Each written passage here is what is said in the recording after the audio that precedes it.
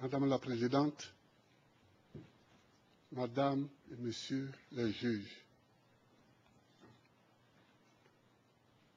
j'ai suivi ces débats.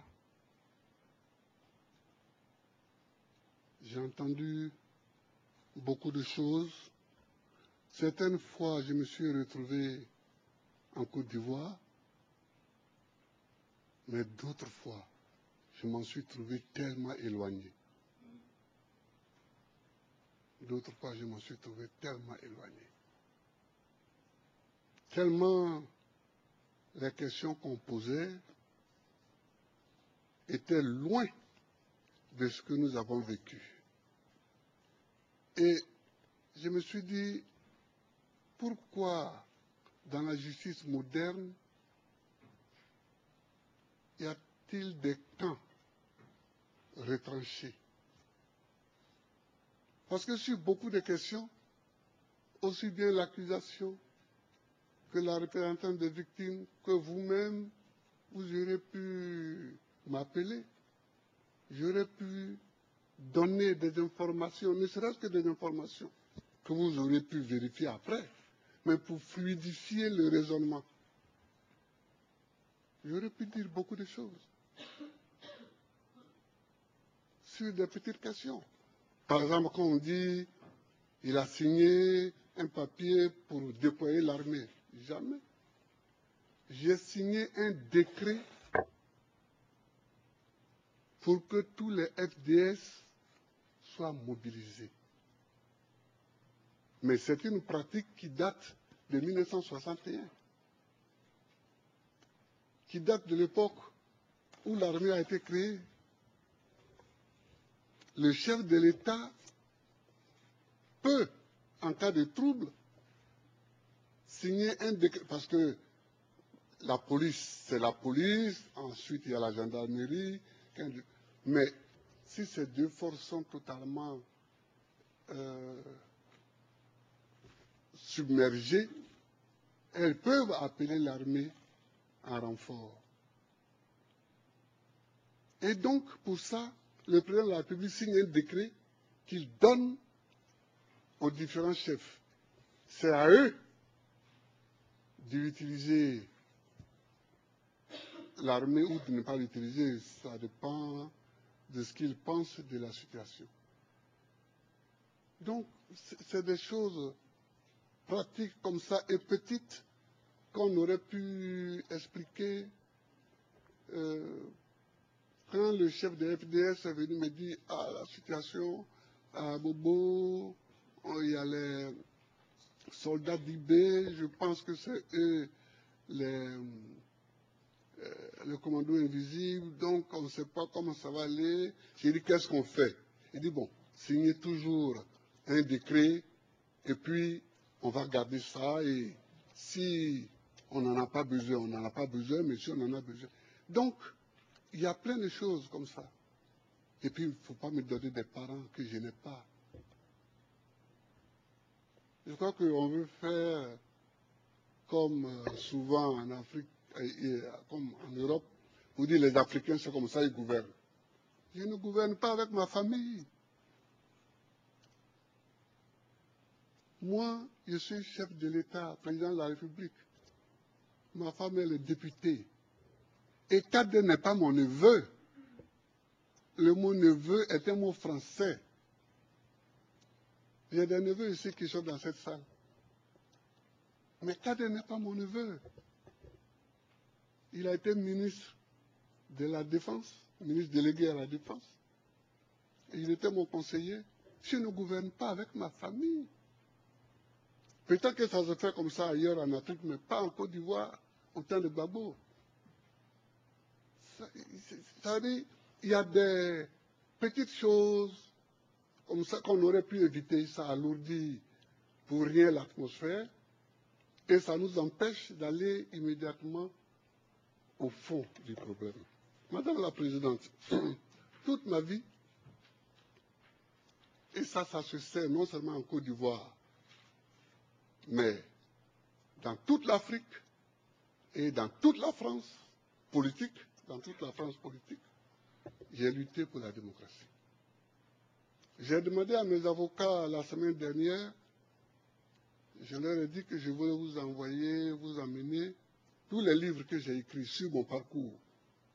Ils ont dit que c'est trop tard pour introduire ces livres-là. Mais quand on aura tout fini, quel que soit le résultat, quel que soit ce que vous déciderez, j'enverrai un lot des livres de Gbagbo au bureau du procureur. Je vous enverrai un livre des livres de Gbagbo parce que, en fait, c'est ça, l'homme.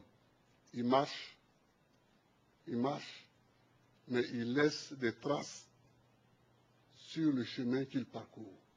Comme ça, on peut le retrouver.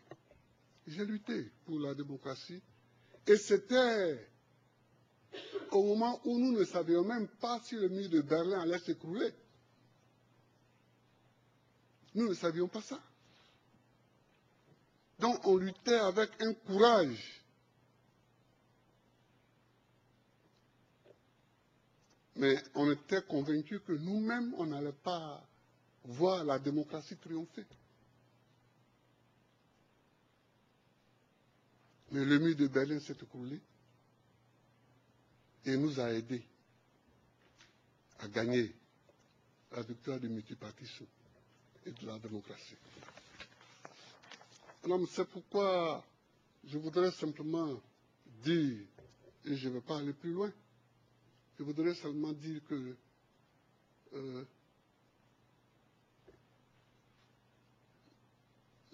Madame la procureure, puisque ça existe maintenant en français, hein, on met un E à la fin, Madame la procureure a dit une phrase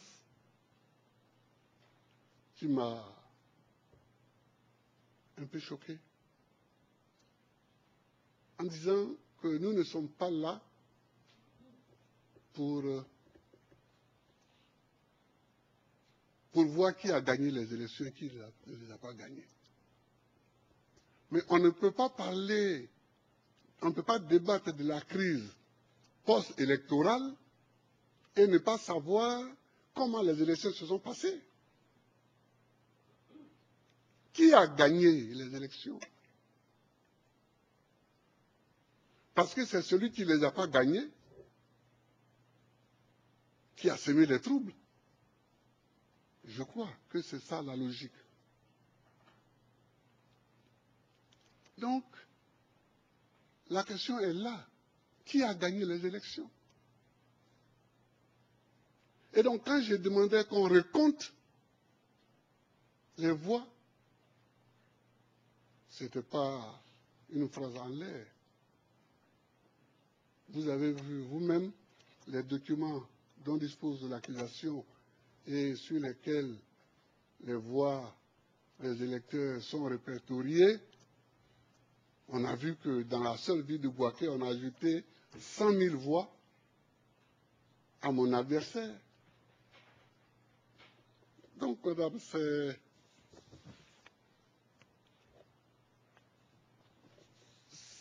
ça le fond de la question. C'est ça le fond de la question. On nous a attaqué en 2002, j'ai fait mon travail.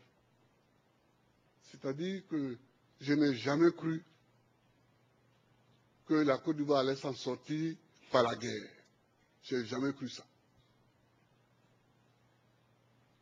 J'ai toujours cru qu'on s'en sortirait par la discussion. Même si je sais qu'ils ont tort. Mais pour s'en sortir, j'ai toujours cru à la discussion. Alors j'ai parcouru toute l'Afrique. On a fait les négociations de Lomé. Ils ont fait les négociations de Marcoussis et de Kléber, mais ça, je laisse ça de côté parce que c'est...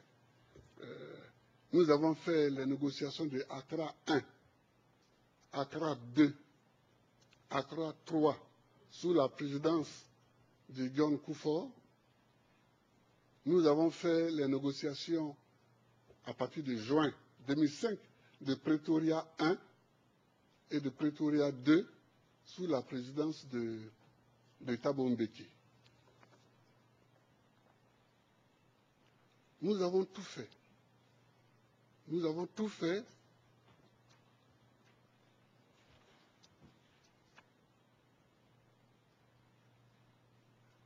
Nous avons tout fait pour que la discussion avance. C'est à Pretoria.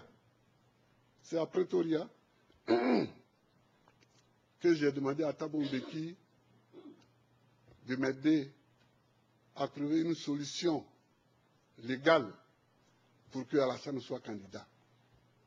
Parce que ça empoisonne la situation. C'est à Pretoria en 2005.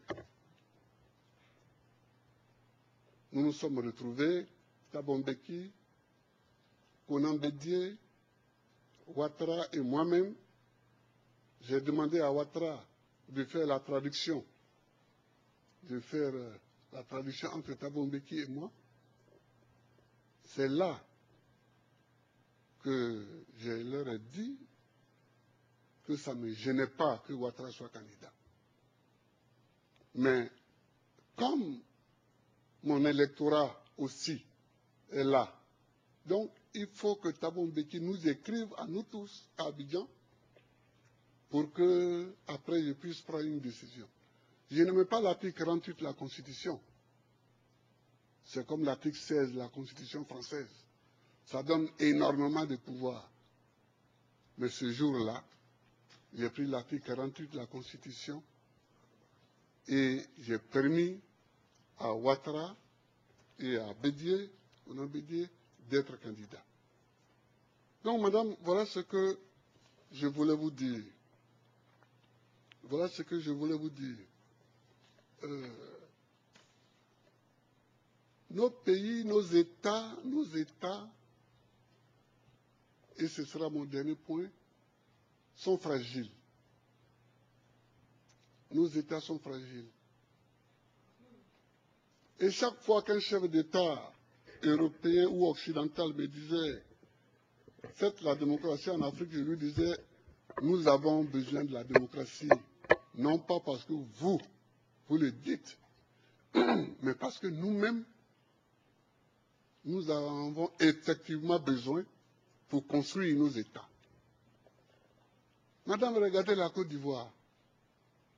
Si nous n'employons pas la démocratie, comment nous allons choisir le chef de l'État? Il y a à l'est, adossé à la frontière ghanéenne, les Akans, qui ont un mode à eux pour choisir les chefs de village ou de canton ou leur roi. Nous avons à l'ouest un pouvoir éparpillé. Nous avons au nord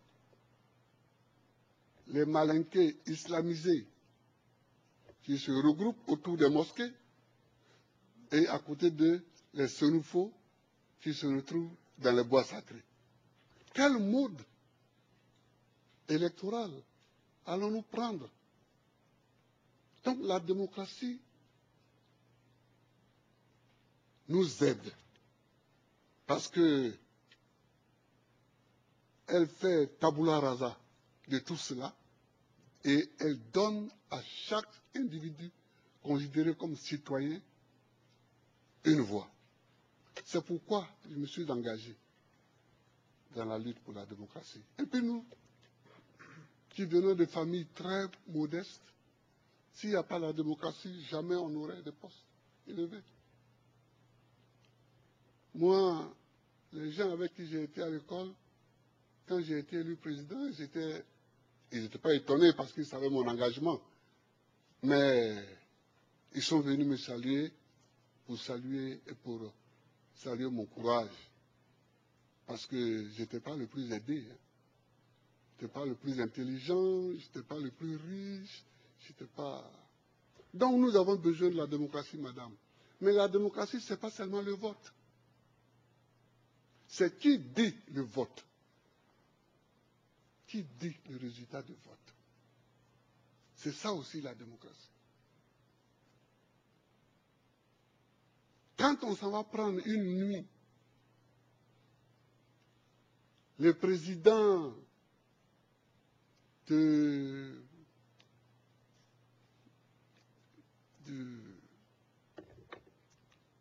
groupement électoral, qu'on l'amène dans le QG électoral d'un candidat, qu'on invite une télévision étrangère, on lui dit de parler et on le filme, et on diffuse ça dès le lendemain matin, ce n'est pas très démocratique, ça, ce n'est pas la démocratie. La démocratie, c'est le respect des textes, à commencer par la plus grande des normes en droit, qui est la Constitution. Qui ne respecte pas la Constitution n'est pas démocrate. Madame, c'est parce que j'ai respecté la Constitution qu'on veut m'amener ici. Alors, bon, je suis là, mais je compte sur vous. Je compte sur vous parce que je souhaite que tous les Africains qui me soutiennent et qui sont tout le temps ici devant la cour, devant la prison, qui sont dans leur pays en train de manifester, en train de marcher, tous ces Africains-là, qu'ils comprennent que le salut pour les États africains, c'est le respect des constitutions que nous nous donnons et des lois qui en découlent. Je vous remercie, madame. Je vous remercie, monsieur. Ceci conclut